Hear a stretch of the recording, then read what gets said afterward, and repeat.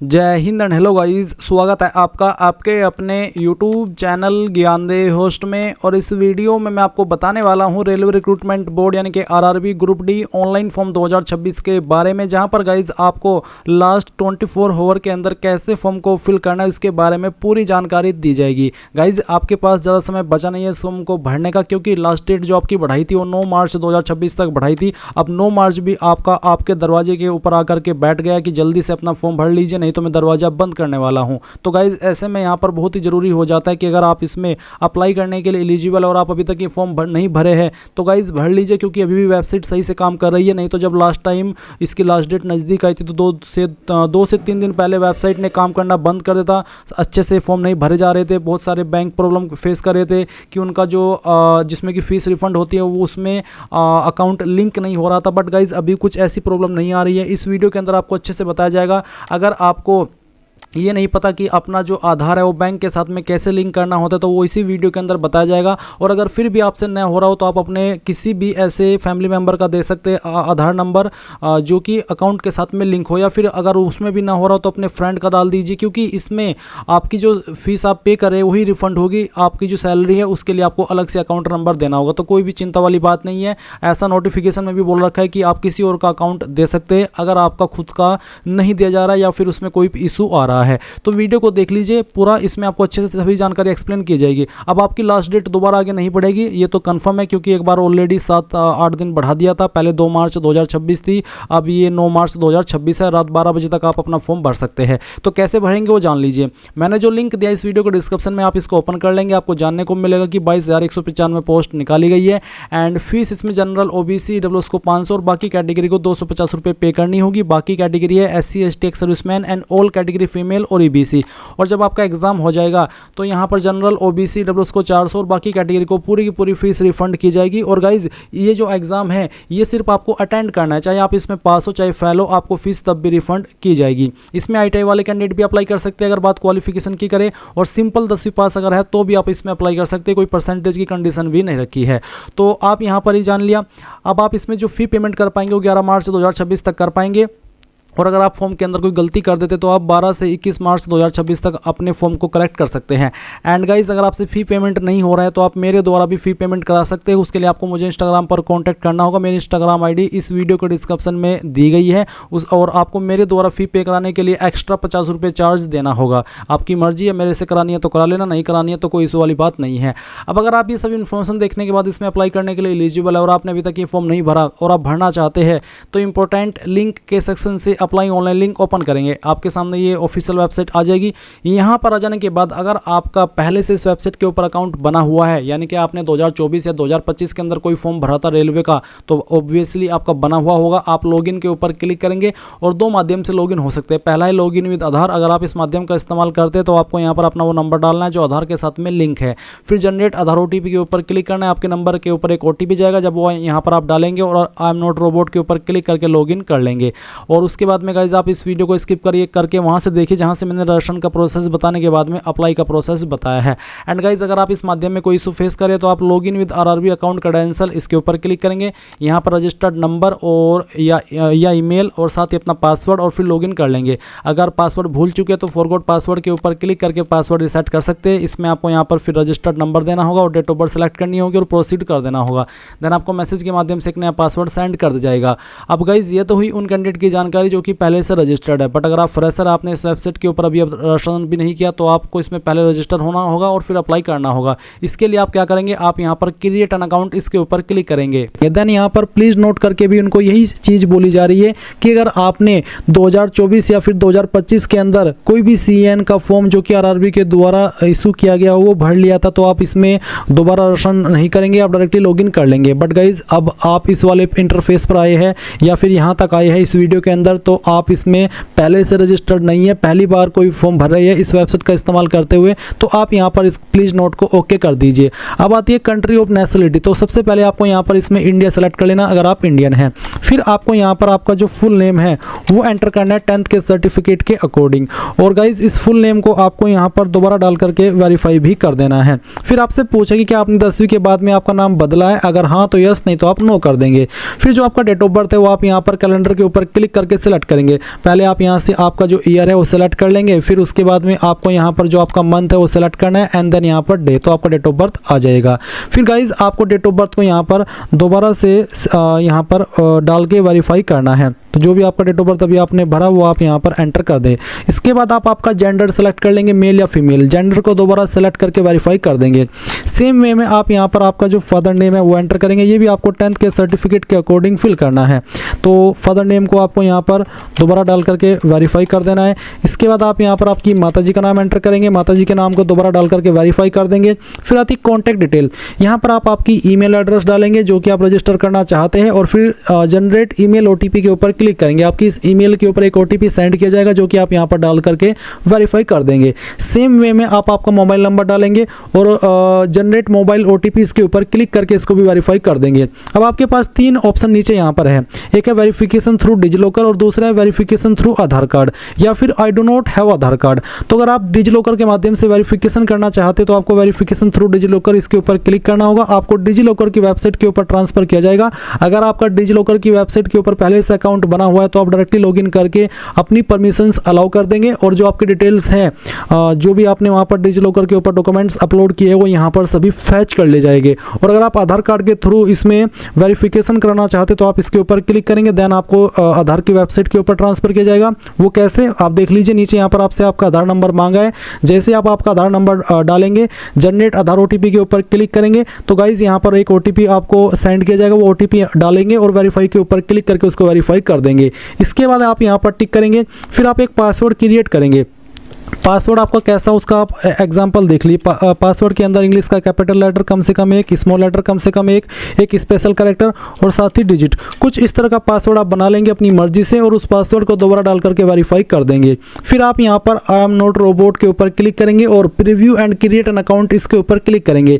इसके ऊपर क्लिक करने के बाद जो भी जानकारी आपने शुरू से लेकर अभी तक भरी है वो सभी आपके सामने आएगी। अच्छे से जानकारी एक एक करके चेक कर लेना, क्योंकि ये वो सब जानकारी है जो कि करेक्शन के टाइम भी आप एडिट नहीं कर पाएंगे। इसलिए सभी जानकारी अच्छे से चेक करने, टाइम लगा करके एक एक स्पेलिंग, ताकि आपको पूरी तरीके से सियोरिटी हो जाए कि यहाँ सभी इन्फॉर्मेशन सही है। और जब आपकी इन्फॉर्मेशन बिल्कुल करेक्ट हो तब आप यहाँ पर इसको सबमिट कर देना। जैसे ही आप ये प्रोसेस कंप्लीट कर लेंगे आपका अकाउंट क्रिएट हो जाएगा। अब आप यहाँ पर इस वाले इंटरफेस पर आएंगे और लॉगिन करेंगे। लॉगिन करने के लिए आपके पास यहाँ पर 2 विकल्प हैं, एक है आधार वाला। अगर आपने आधार के थ्रू वेरिफिकेशन किया है तो आप यहाँ पर लॉगिन विद आधार सेलेक्ट करके आपका वो नंबर डालिए जो आधार के साथ में लिंक है और जनरेट आधार ओटीपी के ऊपर क्लिक कीजिए और जो ओटीपी आएगा वो यहाँ पर डाल करके आई एम नॉट रोबोट के ऊपर क्लिक करके लॉगिन हो जाइएगा। अगर इसमें कोई इशू आ जाता है तो आप login with RRB account credential इसके ऊपर क्लिक करना, आपका रजिस्टर्ड नंबर या ईमेल एड्रेस यहाँ पर डालना और जो पासवर्ड अभी आपने बनाया अपनी मर्जी से वो यहाँ पर डालना और फिर यहाँ पर आई एम नॉट रोबोट के ऊपर क्लिक करके लॉगिन के ऊपर क्लिक करना। इसके बाद में गाइज आपके सामने यहाँ पर ओटीपी सेंड करने का विकल्प आएगा। आपको सेलेक्ट करना होगा कि आप ओटीपी ईमेल पर चाहते हैं या फिर नंबर पर। जो भी माध्यम आप सेलेक्ट कर लेते हैं उसी के ऊपर आपको ओटीपी सेंड किया जाएगा। वो ओटीपी आप यहाँ पर डालेंगे और लॉगिन के ऊपर क्लिक कर देंगे। कई बार ओटीपी आने में थोड़ा लेट हो जाता है, इसलिए आपको थोड़ा सा वेट कर लेना है। अब आप यहाँ पर क्या करेंगे, ऑनलाइन एप्लीकेशन के सेक्शन में क्लिक करेंगे। आपको यहाँ पर आपकी वैकेंसी देखने को मिल जाएगी। कुछ कैंडिडेट यहाँ पर इसमें प्रॉब्लम फेस कर रहे हैं कि उनके सामने दिल्ली जोन नहीं आ रहा है। तो गाइज जिन कैंडिडेट के सामने यहाँ पर दिल्ली जोन नहीं आ रहा है उनको यहाँ पर इसमें चंडीगढ़ जोन से अप्लाई कर लेना है, क्योंकि यहाँ पर दिल्ली जोन का जो एक सब कॉन्टिनेंट जोन है वो यहाँ पर चंडीगढ़ माना जाता है। प्रीवियस भर्ती में भी कुछ ऐसा ही हुआ था। तो यहाँ पर अगर आपको दिल्ली जोन में अप्लाई करना है तो आप चंडीगढ़ सेलेक्ट कर लेना। अब चलिए यहाँ पर आपको जिस भी जोन में अप्लाई करना है आपकी चॉइस के अकॉर्डिंग वो आप सिलेक्ट कर ले, फिर यहाँ पर टिक कीजिए और उसके बाद में नेक्स्ट के ऊपर क्लिक कीजिए। अब यहाँ पर आपके सामने कुछ ऐसा इंटरफेस आ जाएगा। गाइज मैं आपको बता दूं कि मेरा पहले से इस वेबसाइट के ऊपर OTR हो रखा था, मैंने पहले से अपना अकाउंट बनाया हुआ था, तो मेरी जानकारी यहाँ पर कुछ वहाँ से फैच कर ली गई है। अगर आप पहली बार इस फॉर्म को भर रही है इस वेबसाइट का इस्तेमाल करते हुए तो आपको सभी जानकारी यहाँ पर भरनी होगी। जैसे कि यहाँ पर एक विकल्प है मैरिटल स्टेटस, तो आप मैरिड हो या अनमैरिड हो, जो भी आपका स्टेटस है वो आप सेलेक्ट कर लेना। रिलीजन आपका क्या है, हिंदू, मुस्लिम, क्रिश्चियन, सिख, बुद्धिस्ट, जो भी है वो आप सेलेक्ट कर लीजिएगा। अगर आप मुस्लिम है तो आपसे यहाँ पर एक सवाल पूछे कि do you wish to avail fee exemption, यानी कि जो फी एग्जाम्शन मिलता है आपको, जो कि अगर आप जनरल OBC WS से आप यहाँ पर अभी 500 रुपये फीस पे कर रहे हो, जब आपका एग्जाम हो जाएगा तो आपको 400 रुपये फीस रिफंड होगी और जो बाकी कैटेगरी कैंडिडेट है उनको यहाँ पर पूरी की पूरी फीस रिफंड कर दी जाएगी। तो ये उसी के संबंध में सवाल है जिसमें आपको अगर आपने यस कर दिया तो आपको जो फीस रिफंड जो मिलता है वो मिलेगा, और अगर आपने यहाँ पर नो कर दिया तो गाइज आपको आपकी जो फीस है वो रिफंड नहीं की जाएगी। जैसे कि मैंने यहाँ पर इस वाले ऑप्शन में यस किया तो यस करने पर यहाँ पर मेरे सामने एक इन्फॉर्मेशन आई है जहाँ पर ये बोला है कि you have claimed waiver of examination fee, you will be required to furnish an affidavit on non judicial stamp paper mentioning your minority community at the time of document verification. यानी कि आपको यहाँ पर आपका जो कास्ट सर्टिफिकेट है वो show करना होगा, जिसमें कि आपको ये दर्शाया गया हो कि हाँ आप आपकी जो फीस है वो रिफंड चाहते हैं। तो आप यहाँ पर I understand and I agree इसके ऊपर क्लिक करेंगे। अगर यहाँ पर आप do you wish to avail fee examination में नो कर देते हैं तो गाइज आपको जो फीस रिफंड होती है आपके एग्जाम के बाद में वो फीस रिफंड नहीं होगी। इसलिए आप यहाँ पर सभी कैंडिडेट अगर आपके सामने ये ऑप्शन आए तो आप इसमें यस करना। फिर जब आपका एग्जाम हो जाएगा तो जनरल ओबीसी डब्ल्यूएस को 400 रुपये फीस रिफंड होगी, और जो बाकी कैटेगरी कैंडिडेट हैं उनको यहाँ पर जो पूरी की पूरी फीस है वो रिफंड कर दी जाएगी। अब आता है मदर टंग, यानी कि आपकी मातृभाषा कौन सी है। आप जिस भी स्टेट में हैं और उस स्टेट की जो लोकल लैंग्वेज है वो जो वहाँ पर बोली जाती है वो लोकल लैंग्वेज आप यहाँ पर सेलेक्ट कर लेंगे, वही आपकी मदर टंग कहलाई जाती है। अब आता है choice of language for examination, आपकी जो एग्जाम है वो आप किस लैंग्वेज में देना चाहते हैं। इनमें से जो भी लैंग्वेज आप सेलेक्ट कर लेंगे फिर इसी लैंग्वेज में आपको एग्जाम देना होगा। फिर आता है permanent visible mark of identification, आपकी बॉडी के ऊपर ऐसा निशान जिससे आपकी बॉडी की पहचान होती है। निशान आपकी बॉडी के ऊपर कहीं पर भी हो सकता है, तो इस निशान के बारे में आपको यहाँ पर लिख देना है, और ये निशान आपका जलने का, कटने का, बर्थ मार्क कुछ भी हो सकता है। फिर दूसरा मार्क है, अगर आपकी बॉडी के ऊपर एक से ज़्यादा निशान है तो आप दूसरे निशान के बारे में यहाँ पर लिख दीजिए। इसके बाद आती है कास्ट कम्युनिटी, यानी कि आपकी कास्ट कैटेगरी कौन सी है, जनरल हो, एसटी हो, ओबीसी हो या फिर ईडब्ल्यूएस है। जो भी आपकी कास्ट कैटेगरी है वही आप सिलेक्ट करेंगे। अगर आप अनरिजर्व्ड है, जनरल है, तो आपके सामने कोई अतिरिक्त ऑप्शन नहीं आएगा। बट अगर आपकी कैटेगरी एसटी है तो यहाँ पर गाइज आपके सामने अतिरिक्त ऑप्शन आएगा, जैसे कि आप देख सकते हैं कि एससी एसटी कैंडिडेट को यहाँ पर जो आपका सर्टिफिकेट है वो देना होगा। मैं यहाँ पर I understand and I agree इसके ऊपर क्लिक करता हूँ। आपके सामने कुछ इस तरह से विकल्प आएंगे। अगर आप ओबीसी सिलेक्ट करते हैं तो भी आपके सामने यहाँ पर इसी तरीके से विकल्प आएंगे। ओबीसी सिलेक्ट करने पर एक अतिरिक्त विकल्प ये है कि जहाँ पर पूछे कि सिलेक्ट नॉन क्रीमी या फिर creamy layer status under OBC. अगर आप ओबीसी क्रीमी लेयर है तो आपको जनरल के रूप में कंसिडर किया जाएगा, और अगर आप नॉन क्रीमी लेयर ओबीसी तो फिर आपको जो रिजर्वेशन के फायदे हैं वो यहाँ पर मिलेंगे। तो चलिए मैं यहाँ पर नॉन क्रीमी लेयर सेलेक्ट करता हूं। तो इसके बाद में आपको ये बोला है कि जो आपका ओबीसी सर्टिफिकेट है वो आपका 1 अप्रैल 2025 के बाद का बना होना चाहिए और 2 मार्च 2026 के बीच, यानी कि आपका कास्ट सर्टिफिकेट 1 अप्रैल 2025 से लेकर के 2 मार्च 2026 के बीच का बना होना चाहिए, और उसमें जो आपकी मैक्सिमम इनकम है वो 8 लाख से ज़्यादा ना हो। अगर उसमें 8 लाख से ज़्यादा इनकम आपने दिखाई तो फिर आपको यहाँ पर रिजर्वेशन का फ़ायदा ओबीसी का नहीं मिलेगा, तो उससे कम ही रहनी चाहिए। तो आप I understand and I agree इसके ऊपर क्लिक कर देंगे। रही बात विकल्प की, तो विकल्प इस तरह से आपके सामने आएंगे। अगर आप एससी एसटी है तो भी आपके सामने ये सब विकल्प आएंगे, और अगर आप ओबीसी है तो भी आपके सामने यही वाले विकल्प आएंगे। जहां पर पूछे नेम ऑफ द कास्ट, अब जो आपका सर्टिफिकेट है वो आपका सेंट्रल का बना होना चाहिए, क्योंकि गाइज ये भर्ती सेंट्रल गवर्नमेंट की है। अभी आप वीडियो के अंदर एक सेंट्रल का कास्ट सर्टिफिकेट देख रहे हैं जो कि ओबीसी का है। इसमें यहाँ पर आपको मैं ये चीज़ एक्सप्लेन करूंगा कि कहाँ पर क्या जानकारी लिखी होती है। तो इसमें गाइज अभी सबसे पहले आपसे पूछिए इसमें नेम ऑफ द कास्ट, तो कास्ट इसमें कहाँ पर मेंशन होती है। तो इसमें यहाँ पर आप देख सकते हैं इस कैंडिडेट की जो कास्ट है वो यहाँ पर लिखा गया है तेली कम्युनिटी। आप देख सकते हैं Uttar Pradesh state belongs to the Teli community, यानी कि यहाँ पर जो आपका लिखा होगा कास्ट वो कास्ट आपको यहाँ पर इसमें नेम ऑफ द कास्ट में लिख देना है इस तरह से। उसके बाद में पूछा है कम्युनिटी सर्टिफिकेट नंबर, तो कम्युनिटी सर्टिफिकेट नंबर क्या है आप यहाँ पर देख सकते हैं। इसमें आवेदन क्रमांक है और प्रमाण पत्र क्रमांक है। तो गाइज जो आपका प्रमाण पत्र क्रमांक है यही आपका सर्टिफिकेट नंबर कहलाया जाता है। तो आप यहाँ पर इसमें सर्टिफिकेट नंबर में जो आपके सर्टिफिकेट में लिखा है प्रमाण पत्र क्रमांक वो लिख देंगे। उसके बाद आते हैं कम्युनिटी सर्टिफिकेट इशूइंग अथॉरिटी, कौन सी अथॉरिटी ने इसको जारी किया। यहाँ पर काफ़ी सारी पोस्ट दी गई है।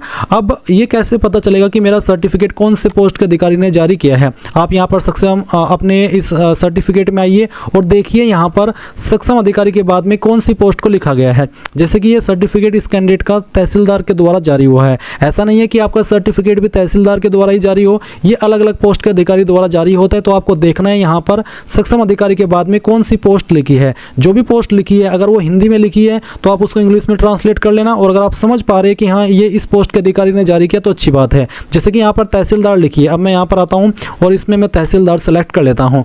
अब आता है कौन सी स्टेट के द्वारा जारी हुआ है, तो ये सर्टिफिकेट जारी हुआ है उत्तर प्रदेश के द्वारा। तो चलिए मैं यहाँ पर इसमें उत्तर प्रदेश सेलेक्ट कर लेता हूँ।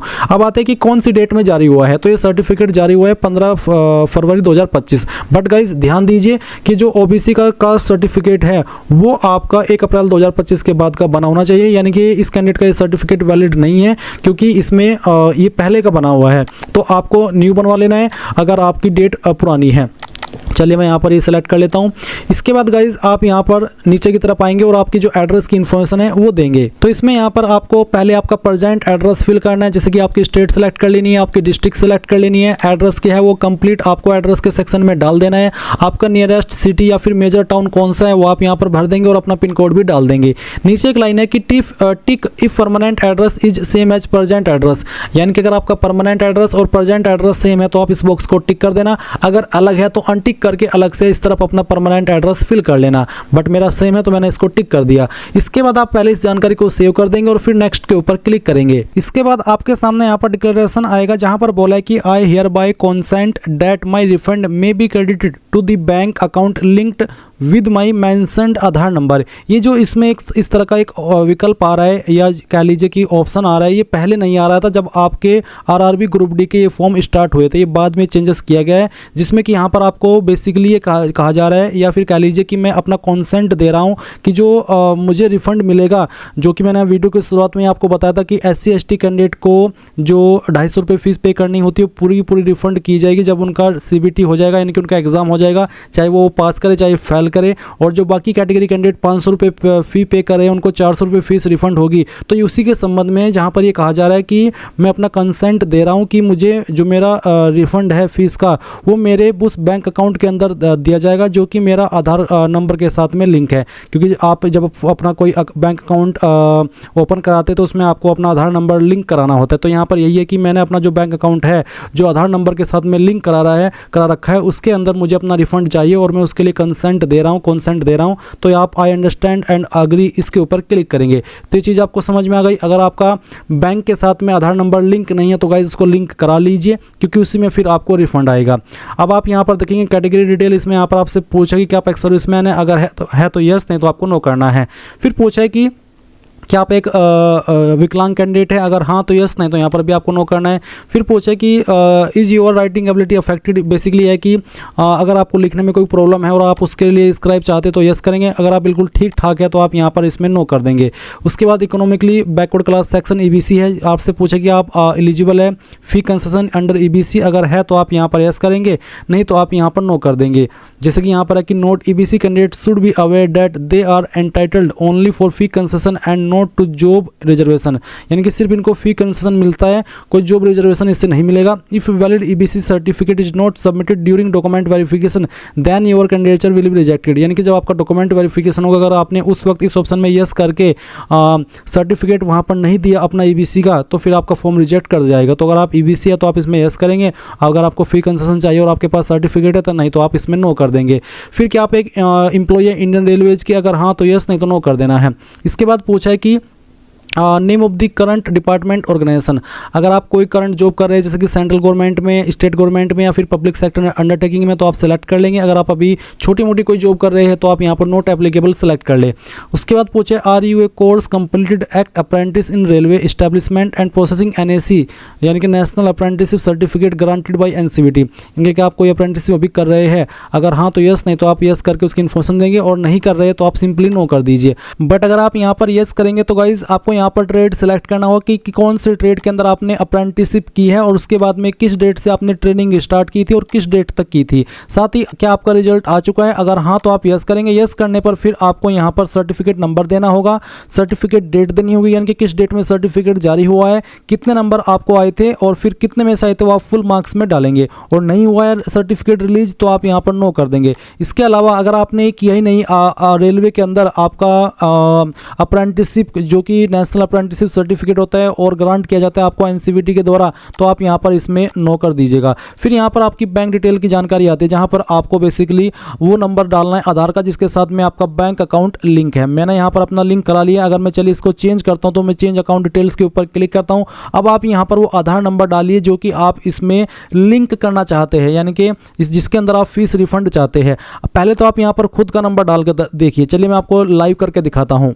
अब जैसे कि मैंने यहाँ पर एक आधार नंबर डाला और ये आधार नंबर डालने पर मेरे सामने आया no active bank mapping found, यानी कि इसका मतलब है कि जो आधार नंबर आप यहाँ पर दे रहे हैं, चाहे वो अपना है या फिर आपके फैमिली मेंबर या आपके फ्रेंड का, वो आधार के साथ में लिंक नहीं है। तो ऐसे में यहाँ पर आपको यहाँ पर ये ऑप्शन भी दिया है कि आप अपना अभी के अभी अकाउंट के साथ में बैंक जो आधार नंबर है वो लिंक करा लीजिए। तो आप क्या करेंगे, सीड अकाउंट नाउ इसके ऊपर क्लिक करेंगे। देन आपके सामने ये वाली वेबसाइट आएगी। यहाँ पर गाइज आपको आ जाने के बाद में क्या करना है वो आप जान लीजिए।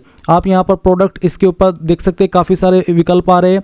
आपको थोड़ा सा स्क्रॉल करके नीचे की तरफ आना है। इसके बाद यहाँ पर आप देखेंगे कि ऊपर की साइड में ही आपको एक कस्टमर का जो सेक्शन है वो देखने को मिलेगा। यहाँ पर इसके ऊपर आप जब क्लिक करेंगे तो आप देखने को मिलेगा भारत आधार सीडिंग इनेबलर BASE। आप इसके ऊपर क्लिक कीजिए। इसके ऊपर क्लिक करने के बाद में यहाँ पर प्रोसेसिंग होगी, तो थोड़ा सा आपको वेट करना होगा क्योंकि ये भी वेबसाइट का सर्वर थोड़ा डाउन सा ही मुझे लग रहा है, थोड़ा स्लो चल रही है। अब जब आप इस इंटरफेस पर आ जाए तो आपको यहाँ पर देखने को मिलेगा आधार सीडिंग और डीसीडिंग, तो आप इसके ऊपर क्लिक करना। अब यहाँ पर आप आधार नंबर डालना अपना, फिर इसमें रिक्वेस्ट फॉर आधार में सीडिंग सेलेक्ट कर लेना। फिर आपका जो बैंक अकाउंट है वो आपको यहाँ पर सेलेक्ट कर लेना है, जो भी जिस भी आपका बैंक है वो आप यहाँ पर सेलेक्ट कर लेंगे।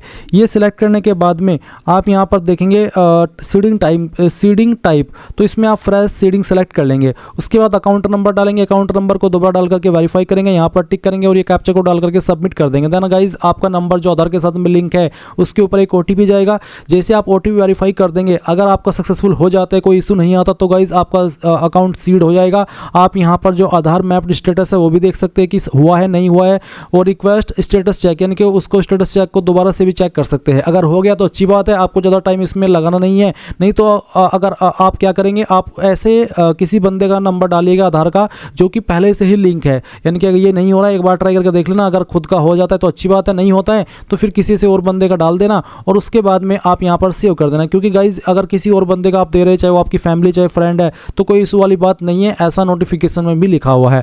अब आप यहाँ पर इसको सेव कर देंगे और फिर यहाँ पर आई अंडरस्टैंड इसके ऊपर क्लिक करके नेक्स्ट के ऊपर क्लिक करेंगे। अब आपके सामने क्वालिफिकेशन की जानकारी आ चुकी है। तो मेरी जानकारी पहले से भरी हुई है, तो मैं यहाँ पर दिखाता हूँ कि कैसे आपको 10वीं की जानकारी भरनी है। अगर आप फर्स्ट टाइम इस फॉर्म को भर रहे हैं इस वेबसाइट का इस्तेमाल करते हुए, तो आप मैट्रिकुलेशन सेलेक्ट कर लेंगे। फिर स्टेट बताएंगे कि कहाँ से आपने आपकी 10वीं की है, कौन सी डिस्ट्रिक्ट के द्वारा की है वो डिस्ट्रिक्ट सेलेक्ट कर लेंगे और अपने बोर्ड का नाम यहाँ पर डाल देंगे। किस डेट में पास कर ली थी वो डेट सेलेक्ट करेंगे, आपका 10वीं का रोल नंबर और फिर आपका जो 10वीं का सीरियल नंबर है या फिर सर्टिफिकेट नंबर है, कोई एक चीज़ यहाँ पर डाल देंगे।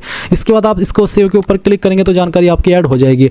अब गाइज अगर आप इसमें नेशनल अप्रेंटिसशिप सर्टिफिकेट के माध्यम से अप्लाई कर रहे हैं तो आप यहाँ पर NAC सेलेक्ट करेंगे। फिर बताएंगे कौन सा ट्रेड है, तो इसमें एनी डिसिप्लिन है तो एनी डिसिप्लिन सेलेक्ट कर लेना। स्टेट सेलेक्ट करना, डिस्ट्रिक्ट सेलेक्ट करना जहाँ से आपने ITI की है, आपके इंस्टीट्यूट का नाम, date of passing, certificate number और सर्टिफिकेट NCVT के द्वारा ही होना चाहिए, तो आप इसको सेलेक्ट कर लेंगे। Certificate type national apprenticeship certificate select करके ऐड के ऊपर क्लिक कर देंगे तो ये जानकारी आपकी ऐड हो जाएगी। अब अगर आप ITI के माध्यम से अप्लाई करें तो आप ITI सेलेक्ट करेंगे, ट्रेड सेलेक्ट करेंगे, एनी डिसिप्लिन इसमें ऑप्शन है, यानी कि कोई भी डिसिप्लिन वाला इसमें अप्लाई कर सकता है। फिर आपकी स्टेट, आपकी डिस्ट्रिक्ट, आपका इंस्टीट्यूट का नाम जहाँ से आपने ITI की है, डेट ऑफ पासिंग, सर्टिफिकेट किसके द्वारा मिला है, NCVT या फिर SCVT वो सेलेक्ट करेंगे और सर्टिफिकेट टाइप आपको बताना है कि नेशनल ट्रेड सर्टिफिकेट है या फिर स्टेट ट्रेड सर्टिफिकेट है, और फिर आप ऐड के ऊपर क्लिक करके इसको भी ऐड कर देंगे। इसके अलावा अगर आप 12वीं की इन्फॉर्मेशन देना चाहते हैं, आपने 12वीं किया तो आप दे सकते हैं। वैसे कंपलसरी रूप में इसमें या तो 10वीं या ITI या फिर NAC यानी कि नेशनल अप्रेंटिसशिप सर्टिफिकेट, बट अगर आप 12वीं की इन्फॉर्मेशन देना चाहें तो आप दे सकते हैं, यहाँ पर अगर विकल्प आ रहा है। नहीं तो सिंपल 10वीं की जानकारी भरिए और आगे कुछ और भरने की आवश्यकता नहीं है। अब आप यहाँ पर नेक्स्ट के ऊपर क्लिक करिएगा। इसके बाद गाइज आपके सामने फोटो का ऑप्शन आता है और सिग्नेचर का ऑप्शन आता है। आपके फ़ोटो का साइज कितना होना चाहिए, यहाँ पर दिया 30 से 49 KB के बीच में, और आपका जो फोटो है किस तरह का रिजेक्ट होगा वो आप देख लीजिए और किस तरह का एक्सेप्ट होगा वो भी यहाँ पर आपको दिया गया है। तो आप आपका पहले फ़ोटो अपलोड करेंगे। आप फोटो मोबाइल से भी अपलोड कर सकते हैं। चलिए मैं आपको बताता हूँ कि कैसे आपको फोटो का प्रोसेस और सिग्नेचर का प्रोसेस कंप्लीट करना है। तो आपको यहाँ पर क्या करना है, आपको कैप्चर लाइव इमेज इसके ऊपर क्लिक करना है और आपको बोला है फोटो कैप्चरिंग इंस्ट्रक्शंस। तो यहाँ पर क्या करें और क्या ना करें। You are allowed to capture only 3 times within 5 minute. 5 minute के अंदर 3 मौके आपको मिलेंगे अपलोड करने के। Sit in a well lit area in front of a light coloured background, sit at the centre and align your face with the red circle. यानी कि क्या क्या चीज़ आपको करनी है और क्या चीज़ आपको नहीं करनी है वो आपको यहाँ पर बोला गया है। तो कैप्चर लाइव इमेज इसके ऊपर क्लिक कीजिए और आपसे पूछे कि आप जुड़वा है, अगर हाँ तो यस, नहीं तो आप नो करेंगे। नो करने के बाद आप कैप्चर लाइव इमेज इसके ऊपर क्लिक करेंगे और आपको आपका जो फेस है इस वाले बॉक्स के अंदर एडजस्ट करना है। गाइज जैसे ही आपका फोटो अपलोड हो जाए तो आप यहाँ पर आपका सिग्नेचर अपलोड करेंगे। इसका साइज जैसे कि यहाँ पर मेंशन किया गया कि 30 से 49 KB के बीच में होना चाहिए। तो आप ब्राउज के ऊपर क्लिक कीजिए, जहाँ पर आपकी सिग्नेचर की फाइल है वो आपको यहाँ पर सेलेक्ट करनी है और इसको ओपन करना है। आपका सिग्नेचर यहाँ पर आएगा और अगर उसमें कोई इशू हुआ तो आपको एरर दे दिया जाएगा। तो आप यहाँ पर सटीक फाइल सेलेक्ट करेंगे दिए गए इंस्ट्रक्शंस के अकॉर्डिंग, जो कि आपकी रिजेक्ट ना हो। चलिए मैं यहाँ फाइल सेलेक्ट करता हूँ, ओपन करता हूँ। और गाइज अगर आप सही फाइल यहाँ पर सेलेक्ट करेंगे तो इस तरह से आपके सामने आ जाएगी। आप यहाँ पर इस तरह से आपका जो सिग्नेचर है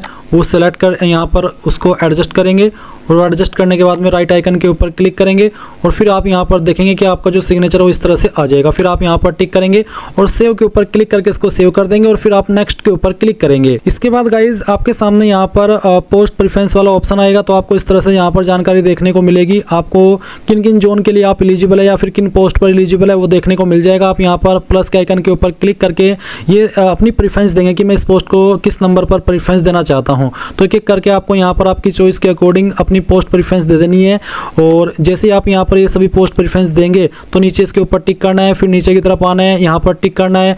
पहले इसमें आपको आपका नाम नहीं बल्कि उस जगह का नाम देना है जहाँ से आप फॉर्म को भर रहे हैं। तो आप यहाँ पर जिस भी सिटी से अपने फॉर्म भरे उसका नाम दे देना और सेव के ऊपर क्लिक करके प्रीव्यू पर क्लिक करना।